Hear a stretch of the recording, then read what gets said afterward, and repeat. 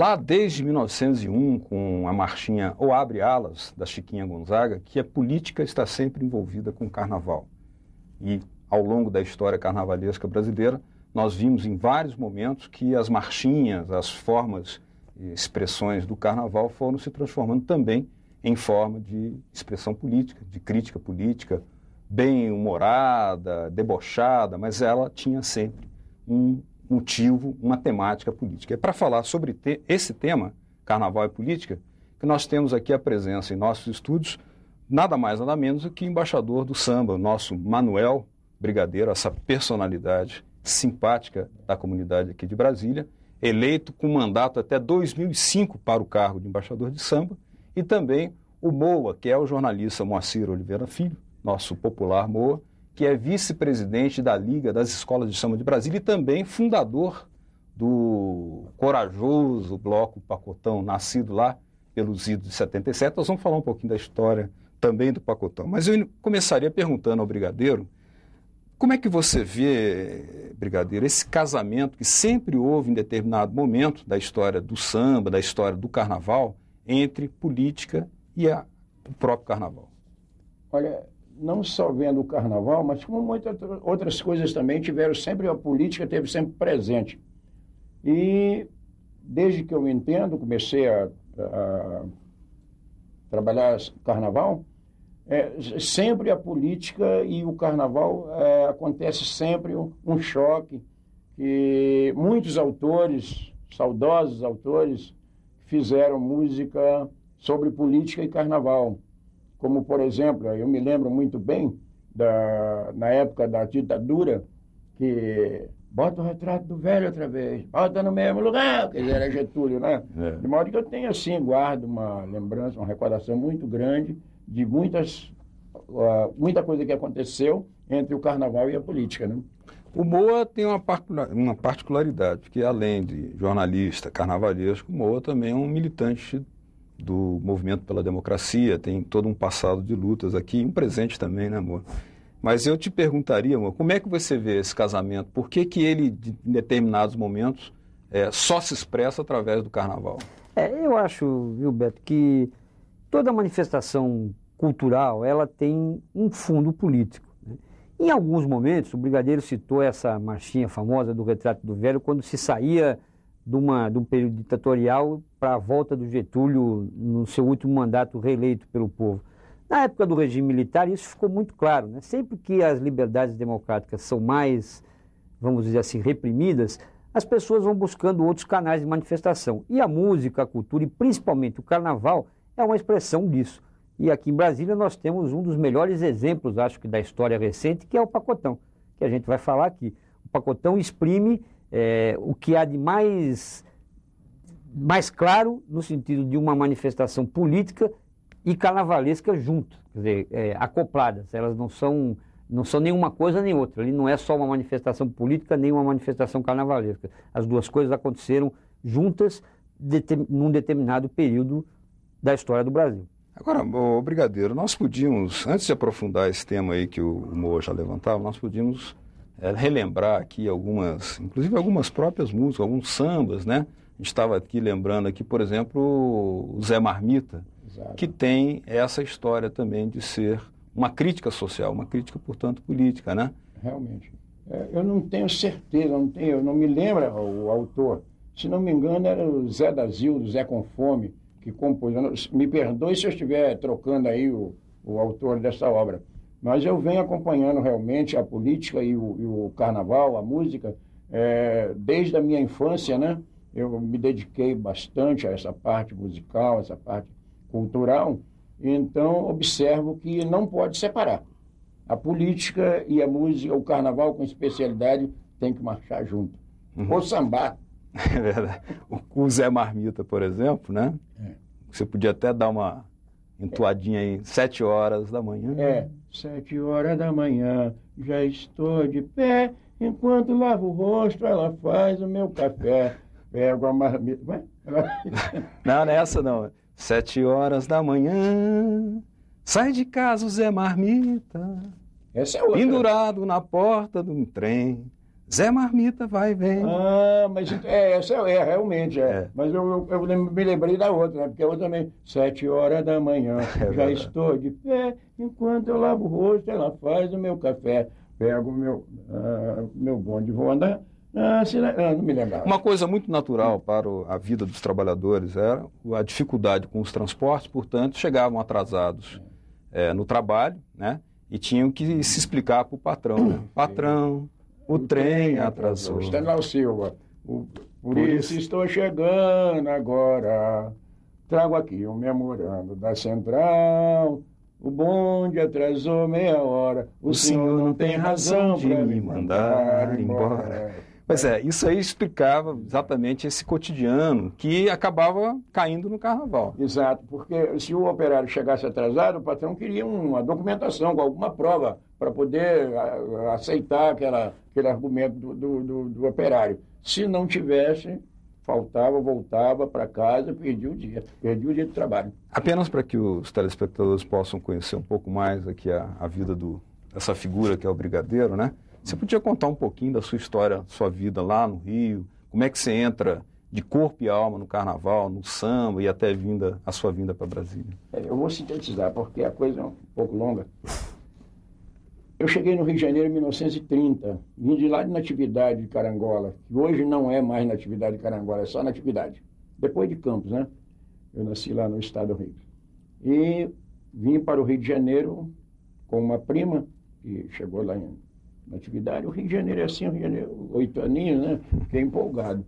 E meus pais, nós éramos 18 filhos do casal. Então, um ou dois que saíssem já ajudava, amenizava a preocupação do velho. E eu, espertinho, né, pedi a ele para vir para o Rio de Janeiro. Então, ele autorizou, né? Eu vim com a prima, mais um companheiro meu, coleguinha. E cheguei no Rio de Janeiro, fui ali para o Estácio de Sá. Quer dizer, o destino já estava levando para o samba. Logo ali. E ali eu fiquei algum tempo. Depois, o meu irmão, que estava no Exército, passou ali a Laurino Rabelo. Eu estava na janela, esse é meu irmão que está no Exército. Corri atrás dele, tá aqui, né? Eu estou morando no Largo do Machado. Aí eu saí do Largo do Estácio e vim para o Largo do Machado, morar com o meu irmão. E o meu irmão era soldado do Exército. E ele servia na época, o Coronel Jaguaribe, pai do Hélio Jaguaribe, que é crítico político aí. Então eu fui para a casa do Jaguaribe. Ele me levou na casa do Jaguaribe, do coronel, e aí ele disse assim, chamou a esposa, disse, Lina, a esposa dele, dona Francilina, olha que garotinho, vamos levar ele para a Gávea quando a nossa casa estiver pronta, estava reformando a casa, para ele trabalhar conosco. Eu disse, vamos. Quer dizer, aí já fui para a casa do Jaguaribe, na Gávea. E comecei a trabalhar como doméstico, né, na família. E quando você mergulha no samba, de cabeça e alma? Aí foi em 38 que eu comecei. Profissionalmente, inclusive? Não. Profissionalmente foi em 54. Porque eu comecei compondo uns versos de pé quebrado e pensava que estava abafando, né? Mas ninguém aceitava, mas batia palma. E aí foi me animando e eu fui fazendo, né? Então, em 45, eu fiz um samba. Aí eu já estava com meus 18 anos, por aí assim. E já tinha feito meu cursinho de mecânico de aviação na Escola Técnica Nacional. Já estava na fábrica de motores com o Brigadeiro Muniz. Já não era mais a família de Jaguaribe, eu já estava com o Guilherme Muniz. É daí que vem o seu apelido? Daí é que vem o Brigadeiro. Então, eu estava na casa e fiz o samba com um parceiro, um grande violonista, Pedro Galiza Filho, e mostramos Ciro Monteiro. Aí o Ciro cantou o samba e aí pronto, aí eu deslanchei. Já comecei a mostrar outras composições, 45. Agora, a primeira gravação como autor, com 2 parcerias, foi em 54. Bom, para quem não sabe ou que não se recorda, o Brigadeiro tem, entre aqueles sucessos, grandes sucessos, tem o Tem Bobo para Tudo, né? O Tem Bobo para Tudo é o maior sucesso. Dá uma lembradinha aí. Essa música está mais ou menos aí, não vou exagerar, mas já passou de 20 regravações. É mesmo? Ela foi gravada pelo Alcide Gerardi. Eu tenho parceria com João Correia da Silva, grande autor que na época gravou com a Alacide Almeida. Não me diga, Deus. Então eu já estava bem turmado e aí consegui esse grande parceiro e nós fizemos essa música.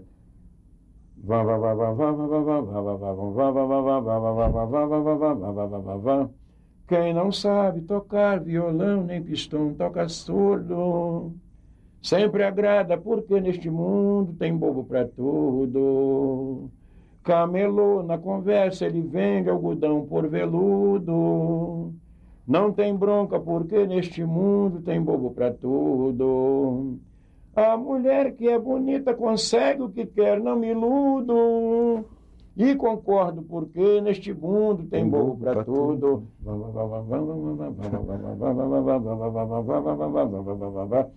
Todo mal do sabido é pensar que não é enganado. Aí levei um pito do parceiro. Todo mal do sabido é pensar que todo mundo é trouxa. Ô, rapaz. E eu insisti por causa da rima, né?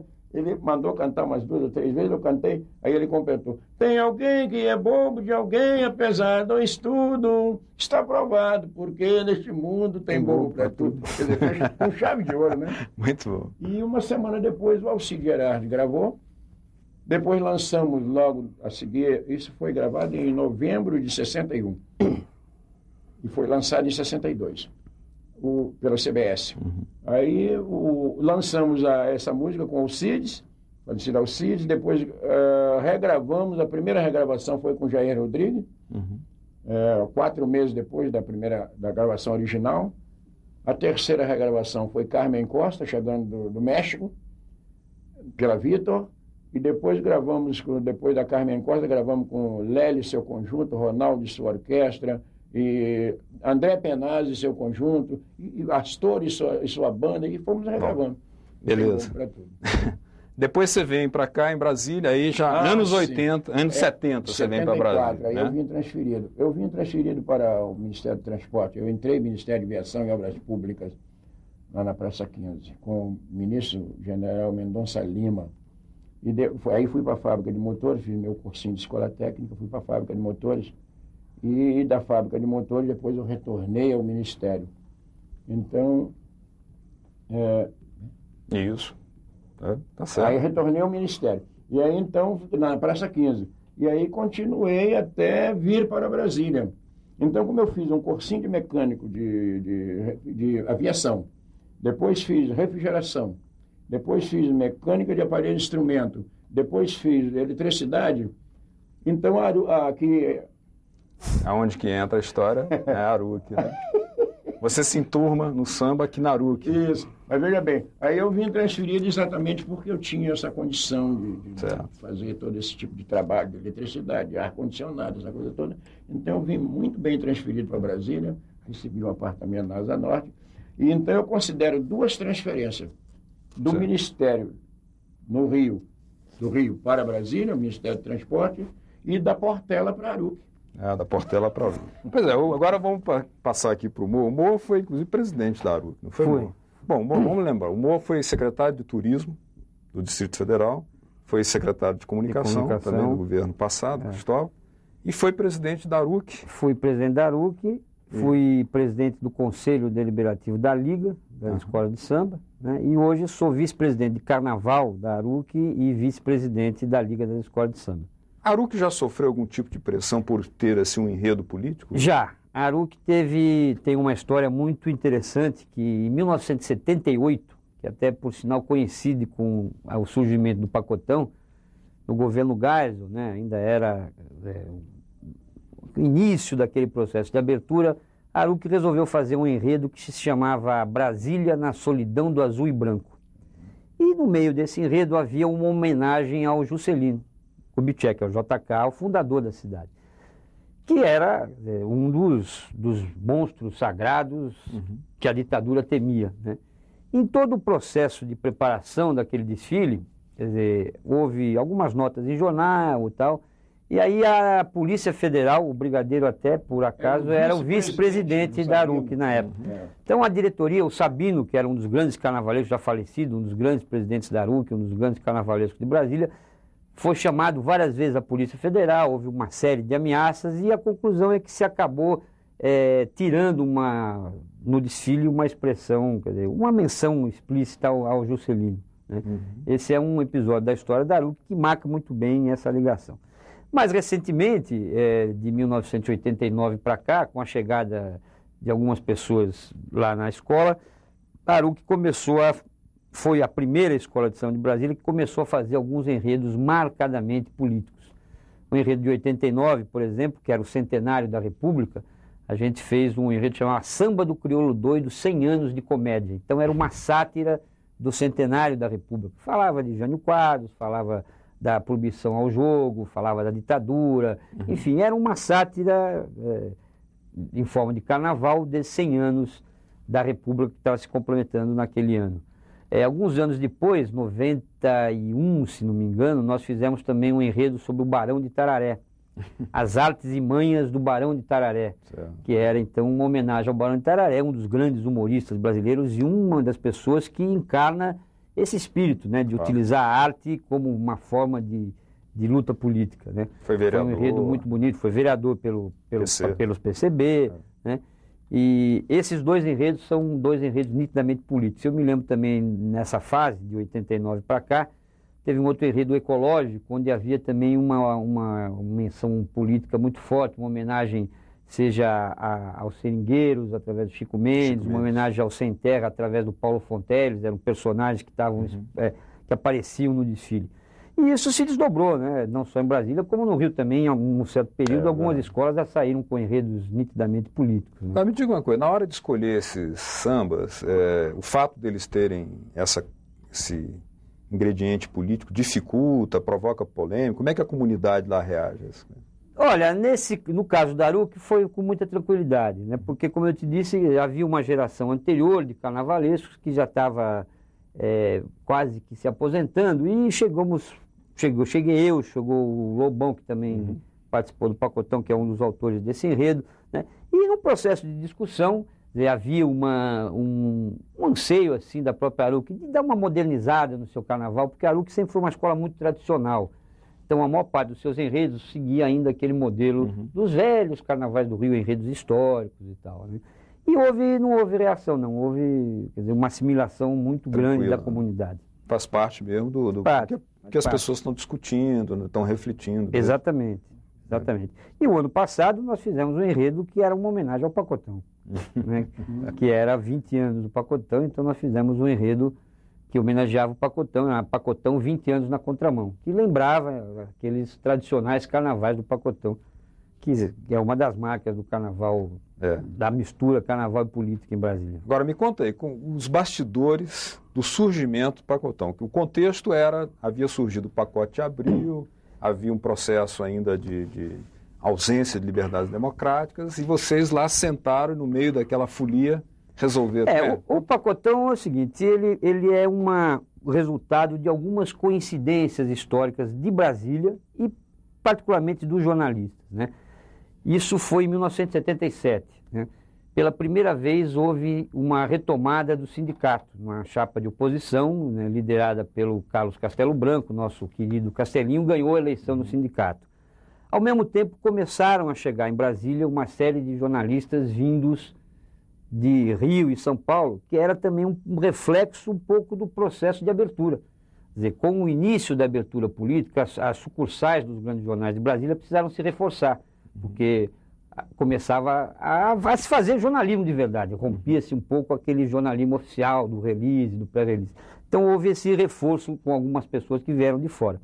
Esse caldo de cultura provocou, na sequência, também a retomada do Clube da Imprensa, que passou a funcionar como um centro de convivência, de atração dos jornalistas, né? E havia os primeiros sinais da abertura. E aí o Pacotão surgiu, um grupo de 10 a 15 jornalistas que gostavam de carnaval, resolveram fundar um bloco, inicialmente com um único espírito de brincar o carnaval. Ele não nasceu como com um objetivo político, vamos fazer um bloco para combater a ditadura. Ele nasceu como um bloco porque as pessoas gostavam de carnaval e vão brincar o carnaval. Mas como eu disse no começo do programa, em alguns momentos fica inevitável. E aí, quer dizer, em homenagem ao pacote de abril, né, a gente chamou o bloco de Pacotão, que tem um nome pomposo, né? Sociedade Armorial Patafísica Rusticana ou Pacotão. Rusticana, que era uma homenagem ao presidente, ao general Ernesto Geisel, que era da arma da cavalaria rusticana, né? E o símbolo do bloco foi escolhido uma tartaruga, que que simbolizava aquele processo de abertura lenta e gradual, uma tartaruga bêbada, porque estava no carnaval, era uma tartaruga com um copo na mão, né? E aí surgiu o pacotão pela primeira vez em 78. Ainda sem uma conotação política, ele não tinha uma marcha, ele saiu cantando uma música do João Bosco, que era a plataforma, não põe corda no meu bloco, não vem com meu carro-chefe, que representava a ânsia que essas pessoas tinham de fazer um velho carnaval de rua, aquele carnaval dos blocos de sujo, da máscara, do lança-perfume e tal. Bom, aí a história continua a acontecer, né? E em 79 surge no Irã a Revolução Iraniana, que derrubou a ditadura do Shah Reza Pahlavi com o Ayatollah Khomeini. E aqui no Brasil, a sucessão do governo Geisel para o governo Figueiredo. E aí, a partir daí que o pacotão assume definitivamente a sua identidade política com a famosa marcha do Ayatollah, que é minha também, em parceria com o Samuca, que é até hoje um dos hinos do pacotão, né?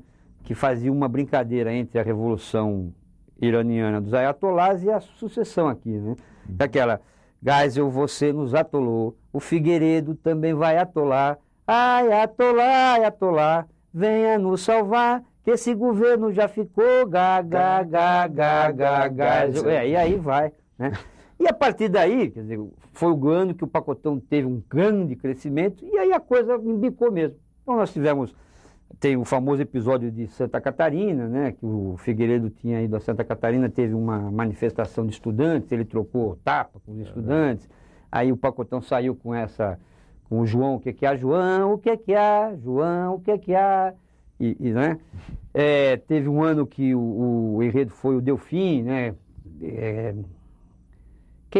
Cadê aquele gordinho que prometeu dar a nossa panela cheia? Eu pego aquele baixinho, no ano que ele foi ministro da Agricultura, né? Enfim, e sempre com essa conotação política, que culminou, que é o grande ano do pacotão, o ano onde ele desfilou com os cálculos, né, do jornal na época de 40 mil pessoas, 50 mil pessoas, que foi o ano das diretas. 82, né, que a marcha chamava-se Cai na Real General, que foi nitidamente engrossando aquele grande movimento que tomou conta do país, clamando por eleições diretas. E de lá para frente, nós tivemos alguns episódios também já na Nova República, né? Mas...